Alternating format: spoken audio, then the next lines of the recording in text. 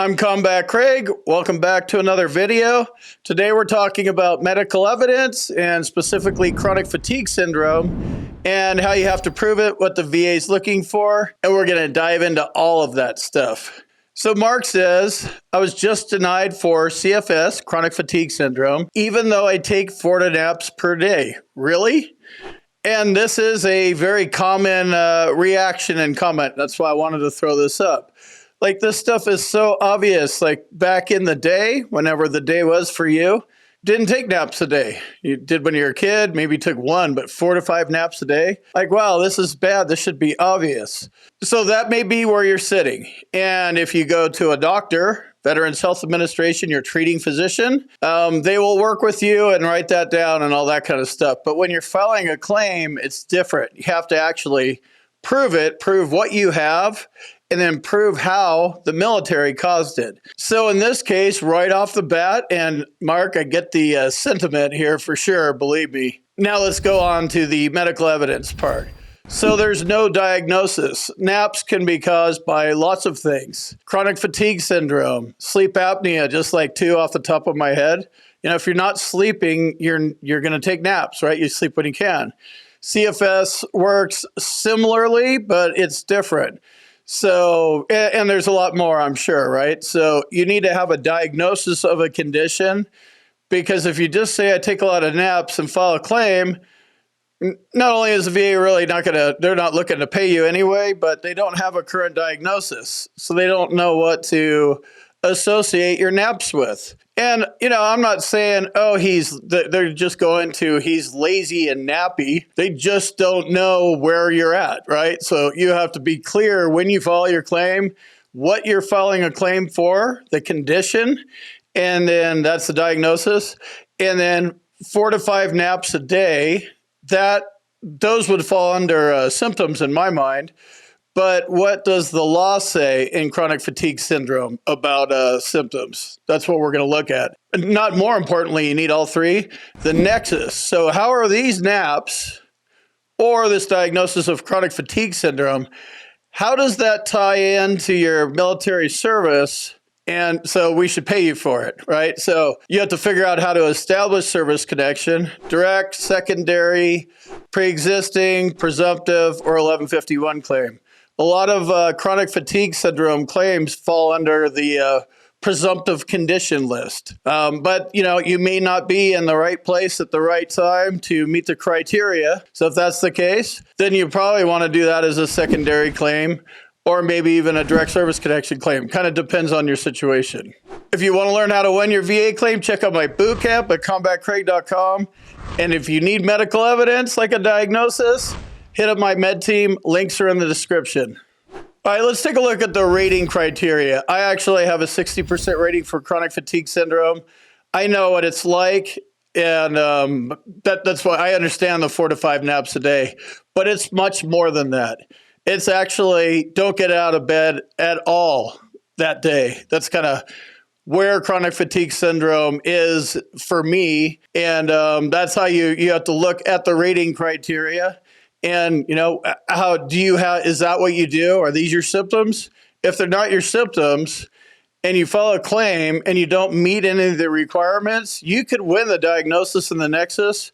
And then since you don't have symptoms, you get a 0% rating. So that's not exactly a, very lucrative claim to go after if increasing your VA rating is what's motivating you. So VA disability ratings for chronic fatigue syndrome are 10, 20, 40, 60, and 100. I would consider this a high-value VA claim because most people that get this get a rating over 30%. High-value claims are 30% or higher. If you want to get a higher VA rating, you're not going to do it with 0s and 10s. You need 30s. 60s, 40s, you need higher, you need claims that will pay you higher if higher is where you want to go. And these ratings all come down to the severity of your symptoms. 10 being the lowest, and then 100 being the highest. I fall at the second highest because I have pretty bad chronic fatigue syndrome, and I proved it. So chronic fatigue syndrome is a serious chronic illness, and it's common in the United States population and especially veterans. So if you think about that, we have a couple things to unpack here. It's a chronic illness versus an acute illness. Acute is short-term, chronic is long-term / forever, right? So like acute is you break one of my mini bones, right? You go put a cast on it, 6 weeks, it's getting better. You have a bunch of scratch marks from the coat hanger from itching your leg, around week 4. So you wait for the scars to go away and, your leg comes back. So that would be like an example of acute. That same scenario, you go get a cast on your leg and it never gets healed and it develops gangrene or something like that and they have to amputate it or something. Chronic. Extreme example, but so acute and chronic. VA is always looking for chronic symptoms for ratings.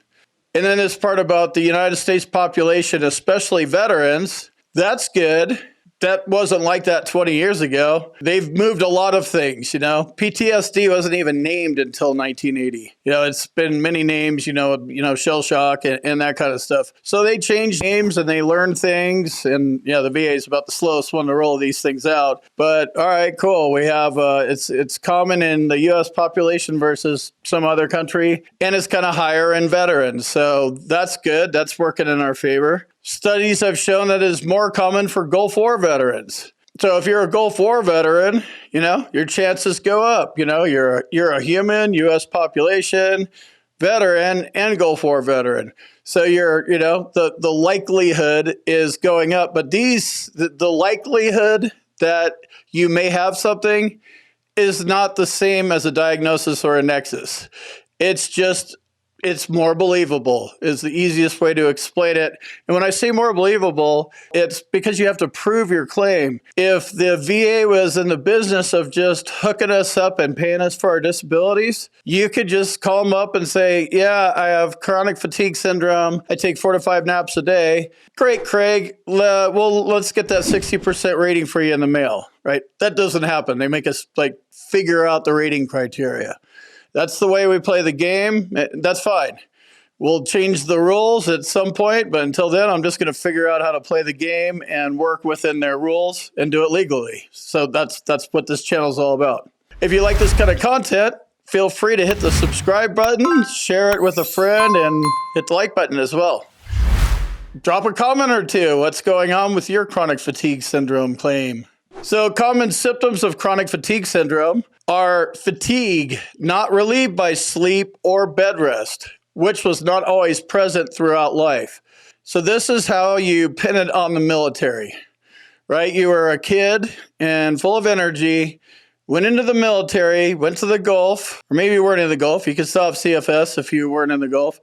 Constant fatigue, and it's not relieved by sleep and bed rest. So when we're talking 4 to 5 naps a day, that's not really saying, not only is that not a diagnosis, it's not very descriptive. Because some people take naps during the day. If you want to learn more about the VA claims process, check out my boot camp. And if you need medical evidence, which is a huge part of a medical disability claim, contact my med team. There's a link for both in the description. The fatigue is not relieved by sleep or bed rest. So another one is worsening of symptoms after activities. It's like a crash, relapse, or a collapse. Remember when we were eating, Skittles or whatever when we were kids? We got that little sugar high and then the sugar high crash. Kind of like that, but in your normal life because this is a chronic condition. Problems with sleep, which include not being rested after sleep or difficulty staying and or falling asleep. Raise your hand if that sounds familiar to you, like I have all of those. Problems with sleep in general all over the board. Not being rested after I have some sleep. And then I have problems, staying asleep, falling asleep. I have sleep problems all the way throughout it. And just kind of going back to the diagnosis part with me, I have a rating for chronic fatigue syndrome. I have a diagnosis of sleep apnea, and I also have a diagnosis of insomnia. So I have 3 things that could be causing this sleeping issue, or back to Mark's question, 4 to 5 naps a day. I need to figure out which one's doing all the naps. And once you figure it out, we're laymen, right? So it's nice for us to know what's going on or think we know, but we need a doctor to actually put it in a medical record if we want to file a claim for it. How is chronic fatigue syndrome diagnosed? Chronic fatigue syndrome can be tricky because there's no test. I just used the example of I have insomnia and sleep apnea. Those are two sleep conditions. One's kind of more of a breathing / sleep condition, and sleep apnea. Insomnia is a mental health condition that causes sleep problems. So chronic fatigue syndrome isn't either of those two things. So it can be tricky to diagnose just due to the nature of the claim. That's why they're looking for veterans, Gulf War. Is there something that's in your record or that could be used in your favor so it can be escalated up and easier to diagnose? It's tricky to diagnose, and after you file your claim, you're going to a C&P exam. That's the first other doctor you're going to encounter. Get your own doctor up front first to give you the diagnosis, explain how your symptoms are, and write the nexus. You go to the C&P examiner, and he's either going to agree with the opinion of your doctor or make another one because he's qualified to and say, yeah, I think the naps are because of sleep apnea, claim denied, or something like that. So that happens. It's really up to the C&P examiner and the rater. But if they see Gulf War, you're going to get a couple other points that are irrelevant because we're trying to win a claim. I hope that makes sense. Some veterans were exposed to things other veterans weren't, and that's not good or bad. I mean, it's bad, but for VA claim purposes, some claims are easier to pursue than other claims because we're not all the same, regardless of what the internet says. Another thing about chronic fatigue syndrome is there is no cure for it. Like, there's no cure for a lot of things, even though the VA thinks there's a cure for it, like PTSD. I have news for you. If you're younger than I am, it doesn't get better. Whatever, I haven't hit my 60s and 70s yet, but it hasn't been better for the last 30 years. So once you get that rating, you still need to defend it, but they're not looking for it to get better. If you want to learn more about the VA claims process, check out my boot camp. And if you need medical evidence, which is a huge part of a medical disability claim, contact my med team. There's a link for both in the description. How does the VA rate chronic fatigue syndrome? So VA disability ratings for chronic fatigue syndrome are between 0 and 100%. And there's breaks at 10, 20, 40, and 60. That's the way they rate it. And you're going to get one of those numbers if you win your claim. So it's good to know, like, what range you're in, right? This is a good claim to file. I outlined some circumstances, mainly being a Gulf War veteran, where you might have a little better chance, but you need to have the diagnosis, nexus, and the symptoms, or you're not going to get the higher rating. But looking good so far.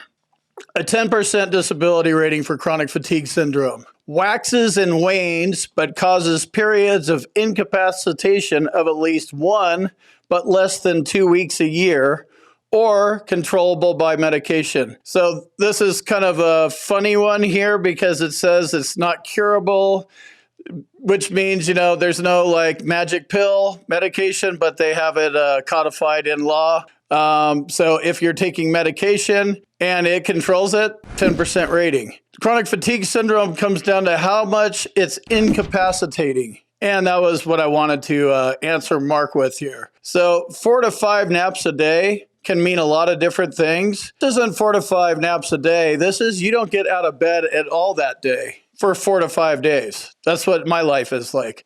I know I look all chipper and stuff on the videos, but you don't see me when I'm not making videos. That's why I make them when I feel good. And when I'm not feeling good, I'm not doing anything. I don't get out of bed. 10% rating is periods of incapacitation, not getting out of bed and doing anything at all, for at least 1 week, but less than 2 weeks. 20% VA disability rating for chronic fatigue syndrome. Nearly constant and restricts routine daily activities by less than 25% of pre-illness level and results in periods of incapacitation of 2 to 4 weeks per year. So there's a couple things going on with the ratings here and in the rating schedule. So we have the amount of weeks going up, but the verbiage is changing. So in this one, it says less than 25% of pre-illness activities and 2 to 4 weeks per year.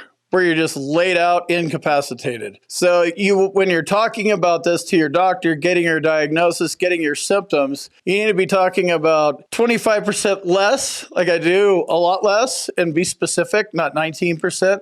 You know, I just, and you don't want to say too much because you're not a doctor, you're a layman. You know, like half the time I don't do stuff. That's like a layman would say something like that. And then you have to be specific about the weeks because they're going to ask you. So like, yeah, 6 weeks out of the year, I'm out. I don't move. Whatever it is for you. So knowing the rating criteria and how the VA rates it, look at what you have and then figure out how you're going to go sell it to a doctor, your doctor, and then you have to sell it to the VA. 40% VA disability rating for chronic fatigue syndrome. Nearly constant and restricts routine daily activities to 50 to 75% of pre-illness levels. So now we have from 25 to 50 between the 20% and 40% rating criteria. And then this has you laid out for at least 4 weeks per year, but less than 6 weeks per year. So that's the 40% rating. The 60% rating is nearly constant and restricts routine daily activities to less than 50% of the pre-illness level. That's probably where I got the 50% from. That's kind of what it's like compared to my old me that wasn't all fatigued out all the time. Wax and wanes, right? Results in periods of incapacitation of at least 6 weeks total duration per year.